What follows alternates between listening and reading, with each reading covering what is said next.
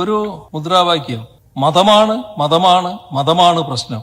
മതമല്ല മതമല്ല മതമല്ല പ്രശ്നം എന്നാ കേട്ടോ, ഞങ്ങൾക്ക് മതമാണ് മതമാണ് മതമാണ് പ്രശ്നം. അത് ഞങ്ങളുടെ ഐഡന്റിറ്റിയാണ്. മതമാണ് മതമാണ് മതമാണ് പ്രശ്നം എന്ന് ലീഗിന്റെ നേതൃനിരയിൽ തന്നെയുള്ള ഒരാൾ പറയുന്നതായിട്ടാണ് കേൾക്കുന്നത്. കേരളത്തിലെ വരുന്ന ഒരു മുദ്രാവാക്യമാണ്.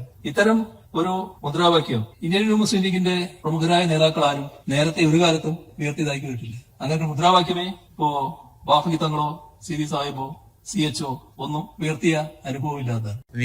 ആ പ്രസംഗത്തിൽ നിരീശ്വരവാദമല്ല മതവിശ്വാസമാണ് പ്രധാനം എന്ന് സമർത്ഥിക്കാനാണ് കക്ഷി ശ്രമിച്ചത്, അദ്ദേഹം ശ്രമിച്ചത്.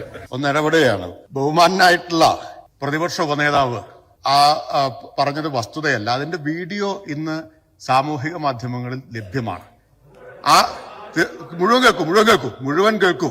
അത് മാത്രമല്ല പറഞ്ഞത്, അധികാരം തിരിച്ചു പിടിക്കേണ്ടത് എന്തിനു വേണ്ടിയാണ് എന്നുകൂടി പറഞ്ഞിട്ടുണ്ട്. ഞാൻ ചോദിക്കട്ടെ, ഭരണമാണല്ലോ, ഭരണം തിരിച്ചു പിടിക്കാൻ കഴിയും, ഒരു സംശയക്കാര്യത്തിലില്ല. പക്ഷെ ഒരു കാര്യം നിങ്ങൾ ഓർത്തോ, ഭരിക്കുന്നത് MLA-മാരുടെയും മന്ത്രിമാരുടെയും എണ്ണം കൂട്ടാൻ മാത്രമായിരിക്കില്ല. നഷ്ടപ്പെട്ടു പോയ 9.5 കൊല്ലത്തിന്റെ ആനുകൂല്യങ്ങൾ തിരിച്ചു പിടിച്ച് ആ സമുദായത്തിന് വകവെച്ചു കൊടുക്കാൻ അല്ലെങ്കിൽ ഈ പണിക്ക് നിൽക്കരുത്.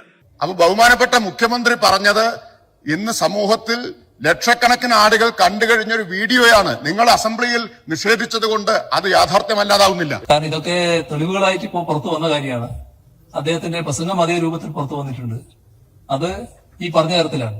നിങ്ങൾക്ക് അല്പം വിഷമമുണ്ടാക്കുന്ന കാര്യമാണത്. നിങ്ങൾ പലരും ആ തരത്തിൽ സംസാരിക്കുന്നവരല്ല എന്ന് എനിക്ക് നല്ലതുപോലെ അറിയാം. പക്ഷെ ഇങ്ങനെ സംസാരിക്കുന്നവരും ഇപ്പൊ നിങ്ങളുടെ കൂട്ടത്തിൽ ഉണ്ടായിരിക്കുന്നു.